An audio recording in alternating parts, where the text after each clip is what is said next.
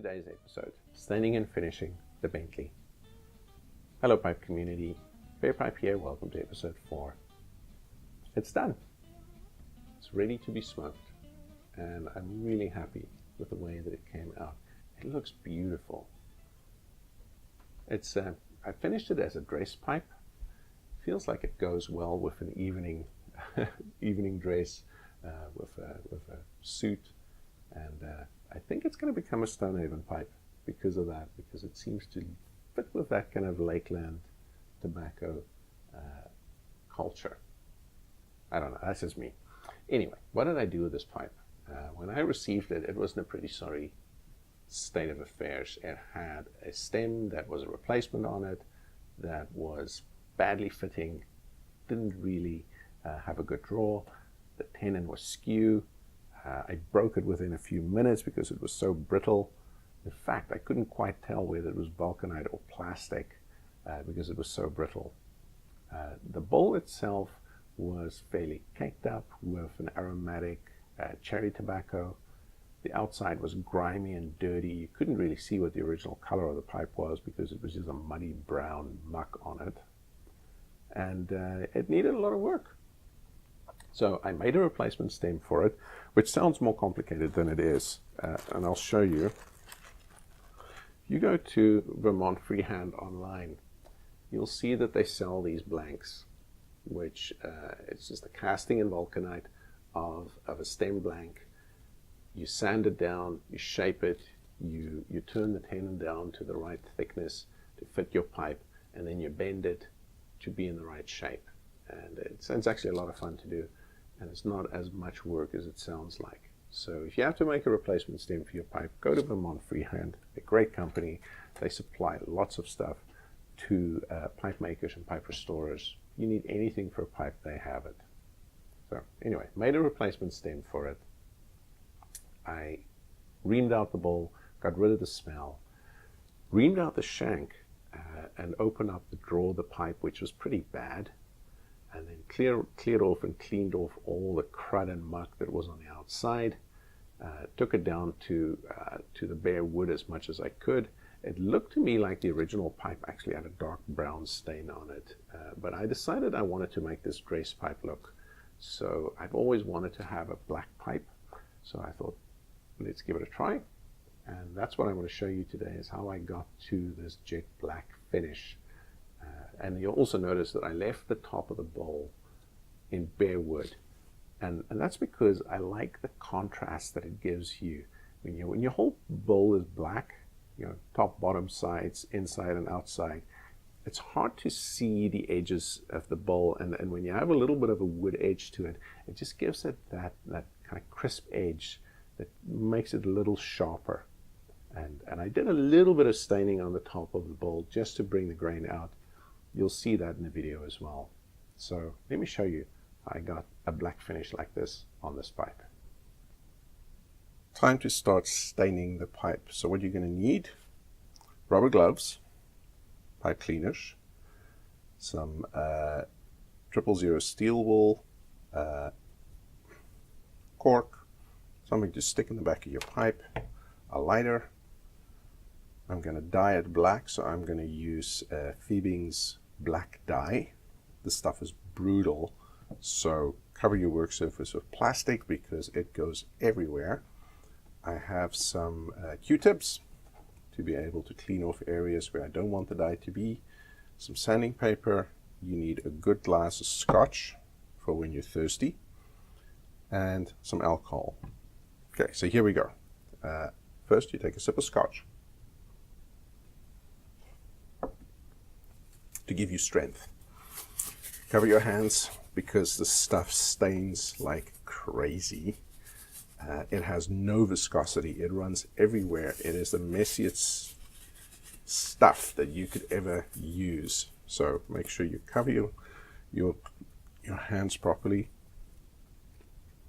Cork goes in there to protect the bowl on the inside. You don't want the stain to go in there. I just use an old paintbrush that I have from Plastic Modeling. That's a handy little handle to use. Okay, so open this, actually, you give it just a little bit of a shake. Don't know if you need to, but I just do that. Be very careful of this stuff. It is extremely pernicious. Dip a little bit in there. Don't put too much on at any given time. Just brush it on very gently.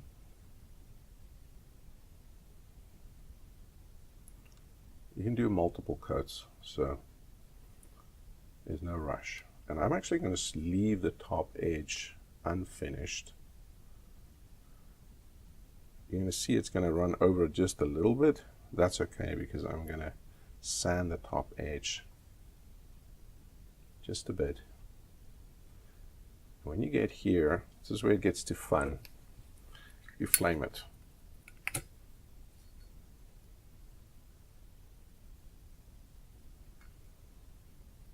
What this does, it burns in the stain. It burns the alcohol off, essentially, and sets the stain in the wood. The heat kind of heats the wood up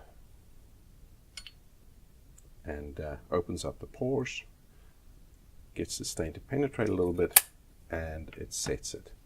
So there we go. That's the first coat. So I got to leave this for a few minutes to dry. And while that dries, I'm going to have another sip of whiskey. And I'll be back in a minute. Close that in the meantime, because this stuff, if it gets knocked over, you will regret.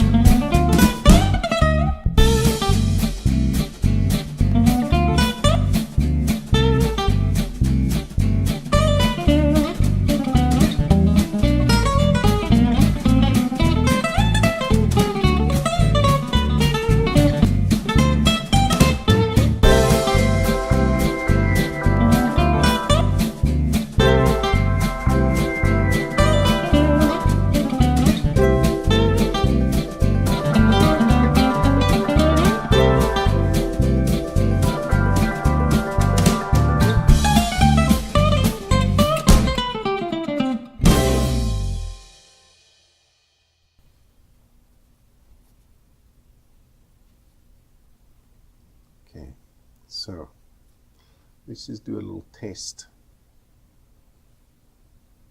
You can see it's very, very light. That's exactly what I want, just a very light coat. All this is going to do is just highlight a tiny bit, and then let's light that alcohol on fire.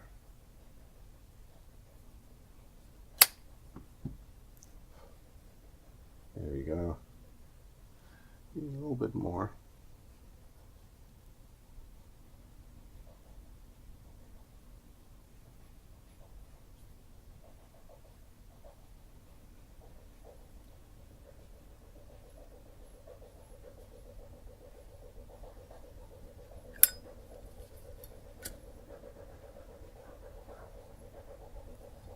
There we go. And then this can come back out. There we go.